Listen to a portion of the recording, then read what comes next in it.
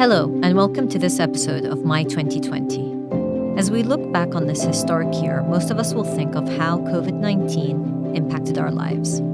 For too many, this has been a difficult year, losing loved ones, missing out on major milestones, missing out on seeing family and friends, or losing jobs and businesses. For others, it has meant a sense of displacement. Most of us have focused on our immediate needs, but we've also been aware of the fact that we're living through a major historical event. All industries have been impacted in one way or the other by COVID-19, some more than others.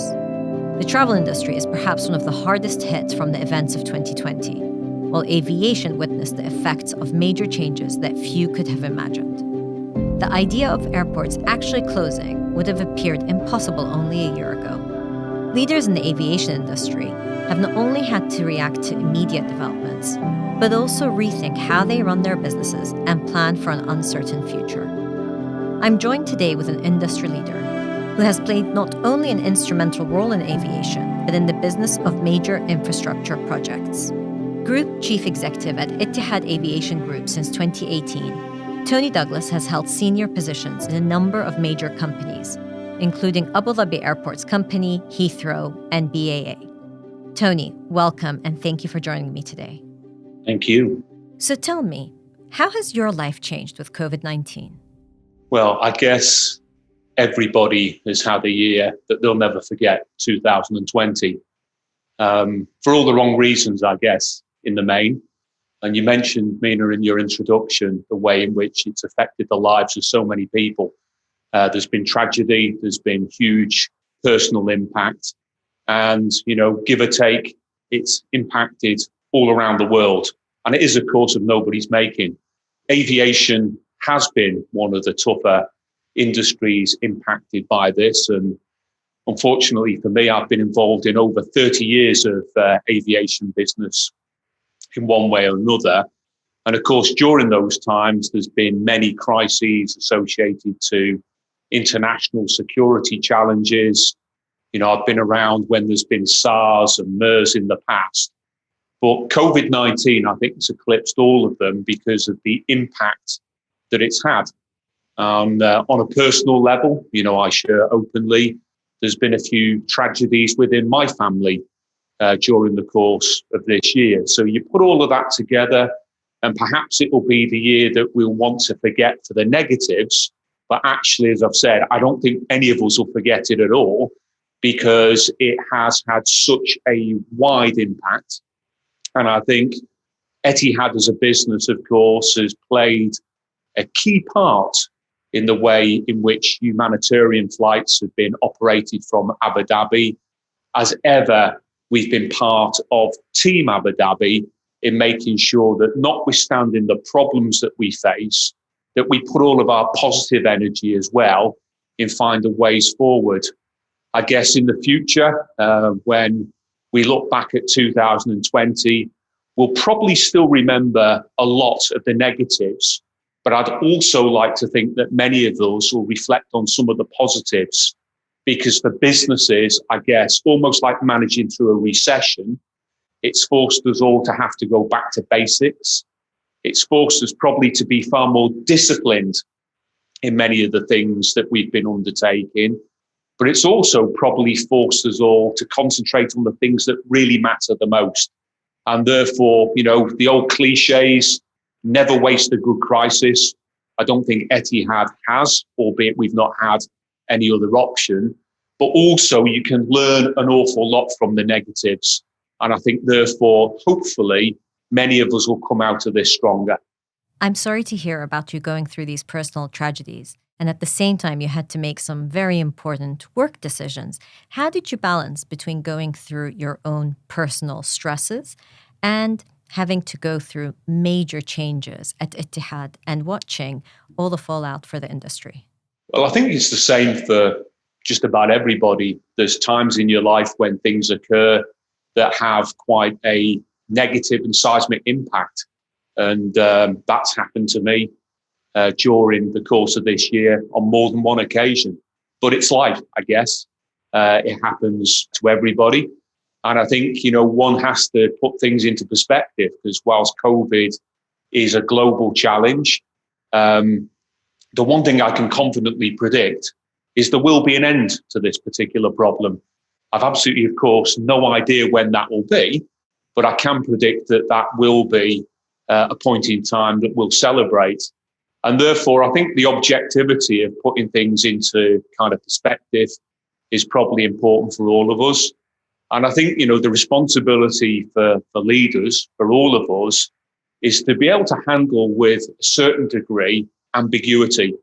Because in situations like this, the one thing you can't create is what I would describe as false certainty, i.e. a handrail that's going to guide us to a solution, because I couldn't in any way have expected this to happen this time last year. In fact, for Etihad this time last year, we'd made really strong progress in our transformation, and we were celebrating what a great year we had, relatively speaking, during 2019, almost thinking what could possibly go wrong. And then, of course, in 2020, we entered it with the continuation of riots in Hong Kong. There was the biggest bushfires in Australasian history. There was volcanic ash clouds in the Philippines. There was the disastrous event with the Ukrainian Airlines aircraft. And then, of course, COVID. So what could possibly go wrong? Answer: almost everything when you're in the world of aviation. But back to ambiguity, I guess it's required us to make sure that we can maintain an inner confidence, to make sure if we stay focused on our guests, our customers, the members of the Etihad family who've been absolutely remarkable in the way in which they've adapted to these challenges. And in some ways, as I've already mentioned, going back to basics, there's a way of confidently navigating throughout these difficult times, hopefully to a better place. Because again, I can predict all of us will want to go back to normality, a part of which is the joy of aviation and being able to fly at will on business or on pleasure. And the sooner that becomes mainstream again, for all of us, of course, the better. It was really interesting what you said about, in aviation, you have these unpredictable events. You've been in aviation for 3 decades, and you know these things. At what point did you realize that this pandemic, that this was a major event? This wasn't just a blip where you had to adjust plans, but that this is actually going to be much bigger? It's a great question, because I think, we saw it evolve like everybody else from the Far East, from Wuhan. And, the terminology first became apparent in vocabulary in the early part of this year. At that stage, I certainly had no appreciation of how globally impactful this would become. But certainly as we got into February, it was becoming more apparent that firstly, it was developing at an alarming rate. And secondly, it was almost certainly as a result of countries starting to lock down and change their travel restrictions, a very big impact upon commercial aviation. And the date I'll never forget is the 23rd of March, 2020, because that was the date where we grounded the whole of the Etihad fleet. And for us, it was obviously heartbreaking, but it was absolutely the right thing to do. The wise leadership of Abu Dhabi and the United Arab Emirates made it quite clear that public safety would be compromised by absolutely nothing. And as a consequence, we then went into an aviation lockdown and a national lockdown that we can all remember. In some ways, that gave us an opportunity to do a number of things that ordinarily would have taken a lot longer or perhaps would have been more difficult. And they were as follows. First of all, we did what we call Project Cabin. And Project Cabin is almost a kind of operating theatre, surgical cleansing of every one of our aircraft. At the same time, it was the biggest maintenance program in Etihad's history. We went for almost like detailing standard of our aircraft interiors.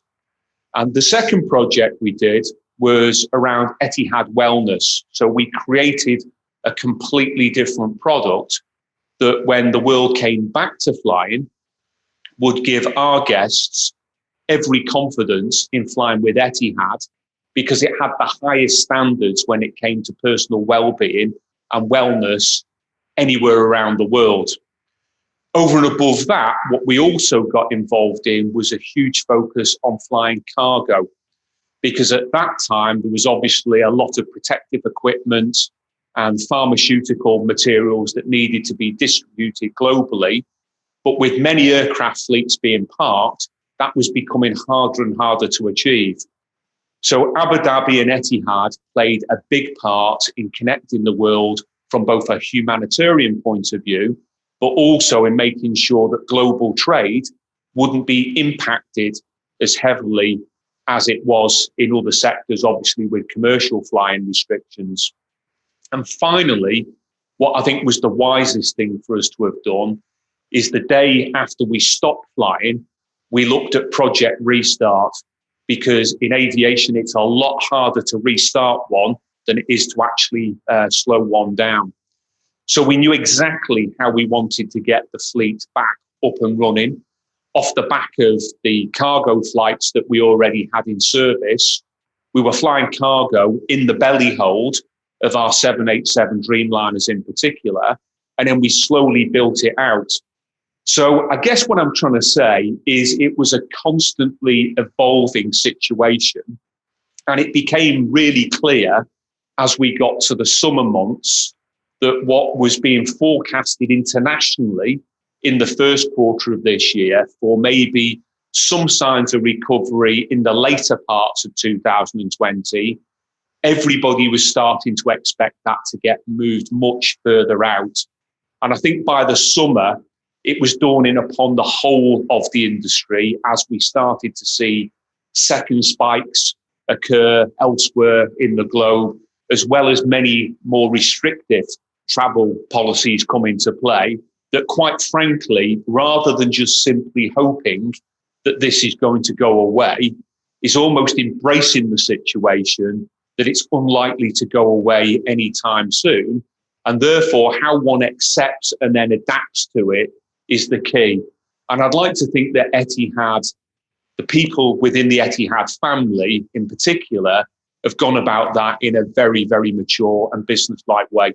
Can I just for a moment go back to the 23rd of March? You said it was heartbreaking, but it was the right thing to do to decide to have the fleet grounded and look at then, as you said, the other steps that had to be taken. But just can we reflect a bit more on you personally when you made that decision, conveying it to your team, and also what you thought in terms of what does this mean for the aviation industry?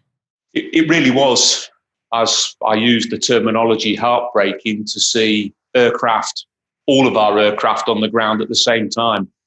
In our line of business, the objective is to have them flying as much as possible, and we all understand that. So in that regard, it was quite disturbing, I have to say. But there really was no other alternative at that point in time. And the Etihad family, is blessed with some of the most amazing people. They've been around aviation for a long time. And consequently, like most organizations, I'd like to think what we decided to do was just have very open adult conversations. So, I'm speaking, Mina, to you now on Zoom. I think that's another thing that will come out of 2020 when people look back. Zoom, Teams, WebEx, etc., are kind of things now that we've all adapted and adopted. And we've certainly used this as a medium to talk far more regularly to the whole Etihad family at once. So on a very regular basis, certainly at that time, probably every 2 or 3 weeks, I would speak to tens of thousands of people to explain this is our current read of the situation. We need to understand what that means to us as the Etihad family, more importantly to our guests, our customers, and how we can use this time wisely with the things like Project Cabin, the sort of upgrades that I mentioned before, but also to develop new products, i.e. Etihad Wellness for the future. And I think, like all of these situations, the key to it is making sure that we maintain a very open and active dialogue. And, the media in general, covers these things in great detail. And when, airlines started to go in administration around the world, and over 40 of them have entered or partly entered into that process up to now, understandably, people without any other sort of input would have even greater levels of anxiety. So being able to engage in a very responsible and adult way, I think, is even more important in situations like this. But at the same time, the leadership here in Abu Dhabi were making sure that they were doing a brilliant job in giving insight and a regular update in terms of changes to restrictions and how we could all be far more responsible, every single one of us.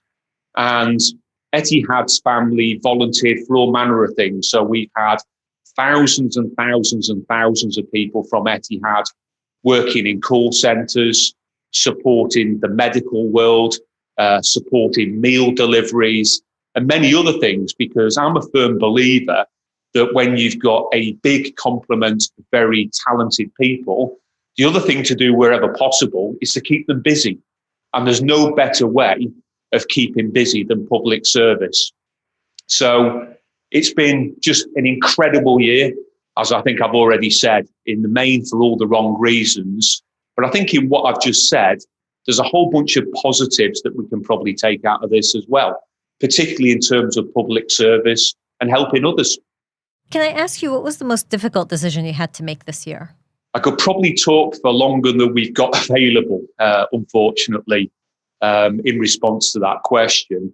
But in all honesty, it's been around having to make some downsizing decisions within the Etihad family.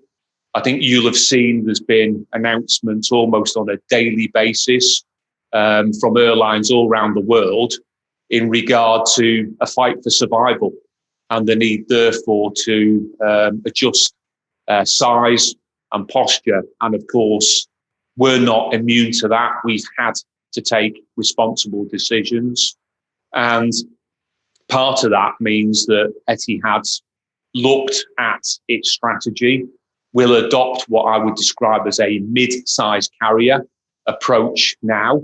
So what we'll do is we'll concentrate on the high-performing new aircraft fleet that we've got and making sure basically we play the long game now. The byproduct of that is we have had to let many members of the Etihad family leave us. And these people have been outstanding contributors to our business. This was not of their making. And quite frankly, they didn't deserve it. But in order to preserve the business, in order to preserve the position where we can come out of this stronger through the other side, it was a necessary thing to do. And for me, that was the hard decision, because every one of these people had put their heart and their soul in supporting Etihad.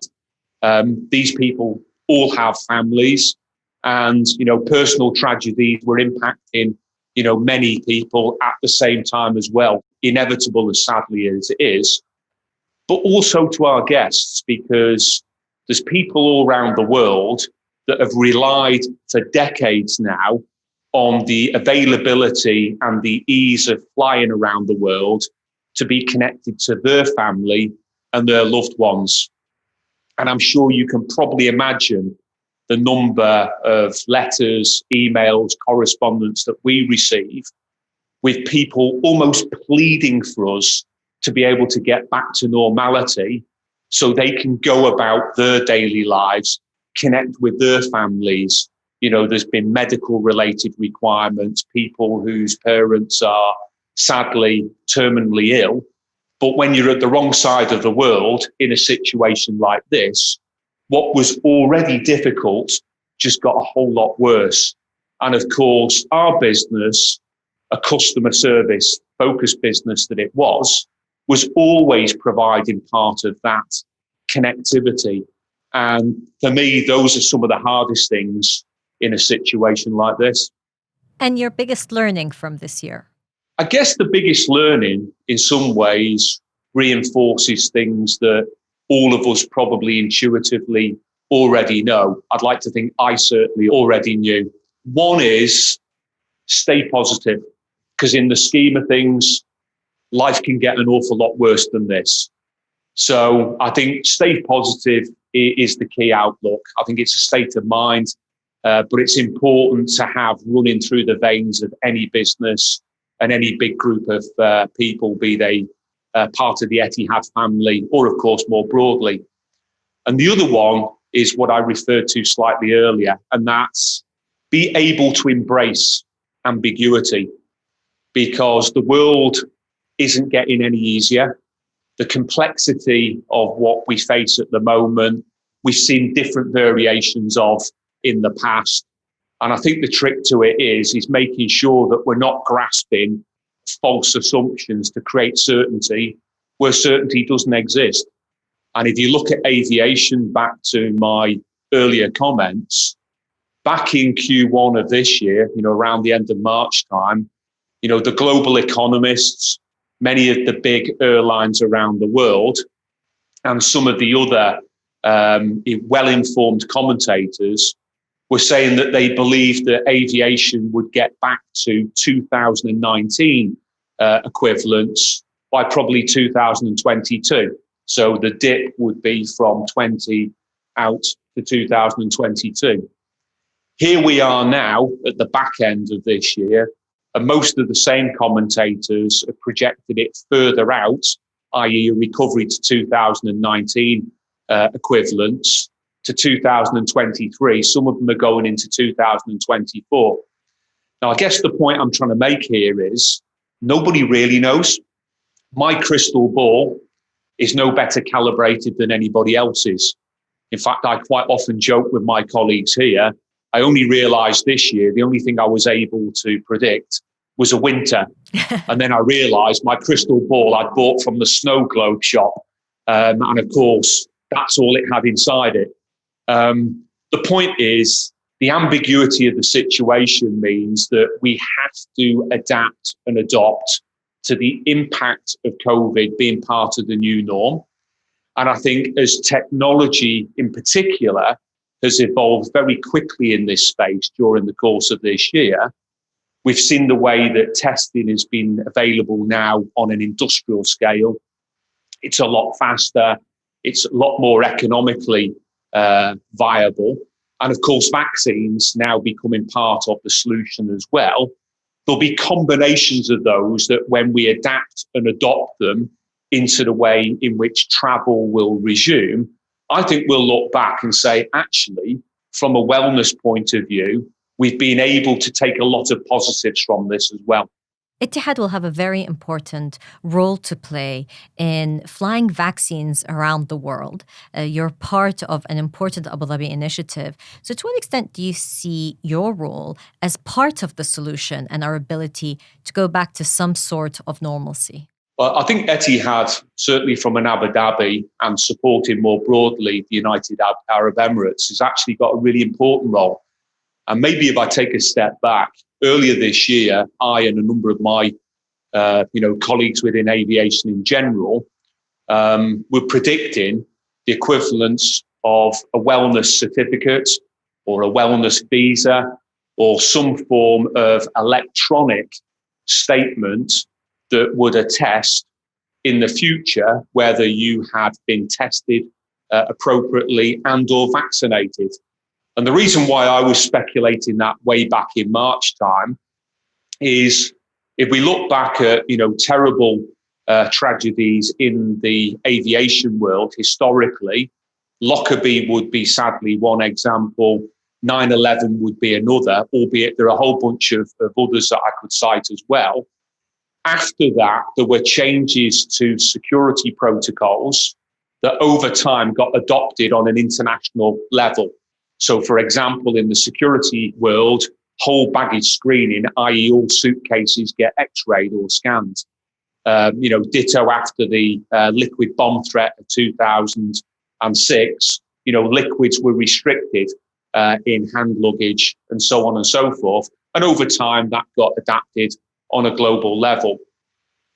In terms of COVID, we don't see any real difference, particularly given the way that the technologies are evolving, to see an environment whereby for all of us, you and I, we'd actually have an ability for a wellness certificate of some form. And of course, it wouldn't just be to satisfy ourselves that we've been appropriately vaccinated and or tested. It's to give us the confidence that everybody else who's on the aircraft must have obviously had to have had that degree of certification as well. So you're assured in the way in which you fly, and you can get back to life as normal in that regard. I believe that that is still likely to be the case. I think we're well on the way with the successes with testing already. But of course, in the last 2 or 3 weeks, the big breakthrough news around the availability of vaccines, and that will, of course, be part of the solution as well. Etihad is very proud to be part of the HOPE partnership, and the HOPE partnership brings together a number of Abu Dhabi entities in being able to distribute COVID-19 vaccine, not only here within Abu Dhabi and the UAE, but also to connect it globally for countries that have the ability to accept it under normal circumstances, but also countries that, quite frankly, will need it as part of humanitarian aid. And that was announced 2 weeks ago. The part through Etihad Cargo that we'll play in supporting that initiative is something that we're immensely proud of, because we anticipate that the next phase of this will be the global distribution, the logistics of getting vaccine to the needy as quickly and as efficiently as we can. And back to the excellence that comes from aviation, and I'd certainly like to think Etihad, that's playing back to our strong game. So I anticipate 2021 will actually be a breakthrough year in the way in which both vaccines, the availability thereof, even smarter technologies when it comes to testing, and the means by which probably electronically we can all attest to that, will probably allow the travelling world to be a far safer place than it ever was before, quite frankly. About people going back to travel, I mean, in 5 years' time, how will we be flying? What kind of planes? Will people go back to the frequency of travel? Especially as you said, we now have Zoom, we have WebEx, we have all these meetings, business travel. Will that change as people feel like I no longer need to get on a plane to have this conversation? There's a level of ambiguity that comes with this, such that nobody can predict precisely what 5 years in the future looks like. However, I think history as a reasonably good place to start would always show us that aviation and the growth within aviation, the demand that comes from that will come back. For the many reasons I've already mentioned, people will always need to travel. And up to now, there is no more efficient way to do that than commercial aviation. I think, notwithstanding my confident prediction before that there will be an end to COVID, because I believe that that's a logical thing to state, I don't believe there'll be any end anytime soon to the need for us to take sustainability far more seriously. And Etihad has for some time tried to be a thought leader in the aviation space with both the Greenliner and the Eco Demonstrator as being test beds of trying to get performance to the next level.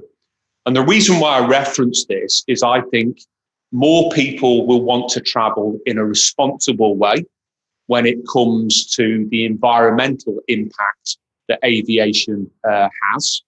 I think aviation that focuses on the more efficient new aircraft types and the many different things that can be done to support even better performance from them are likely to be the kind of airlines that people will choose, notwithstanding the fact price is always the common denominator.